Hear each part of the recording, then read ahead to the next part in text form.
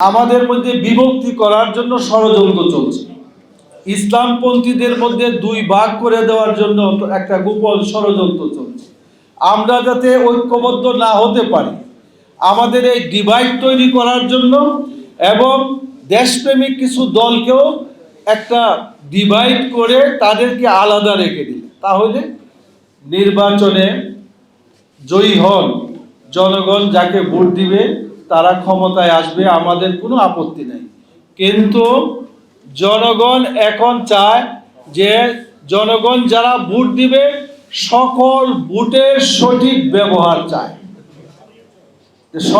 সকল ভোটের যদি সঠিক ব্যবহার হয় তাহলে এটা একমাত্র পিআর পদ্ধতিতেই হতে পারে, এবং পিআর পদ্ধতিতে হইলে সকলের ক্ষমতার মধ্যে অংশীদারিত্ব থাকবে, আপনারা ফ্যাসিস্ট হওয়ার সম্ভাবনা থাকবে। সুতরাং ফ্যাসিস্ট মুক্ত এই দেশ যদি গড়তে হয় তাহলে আগামী নির্বাচনে যদি আমরা পিআর পদ্ধতি করতে পারি তাহলে এটা সম্ভব। তারপরেও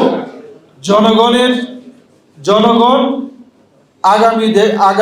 আগামী নির্বাচনে জনগণের আশা আকাঙ্ক্ষা হলো এটা যে দেশপ্রেমিক শক্তি এবং ভারতীয় আধিপত্যবাদ মুক্ত একটি শক্তি বাংলার বর্ষদের সামনে বসবে। সুতরাং আপনারা পরোক্ষভাবে ভারতের সাথে মিত্রালি করবেন আর দেশপ্রেমিক সাজার জন্য আমাদের কাছে বক্তব্য দিবেন। জনগণ কিন্তু এগুলা বুঝে গেছে। সুতরাং জনগণকে বোকা বানিয়ে আগামী নির্বাচনে কেউ পারবে না।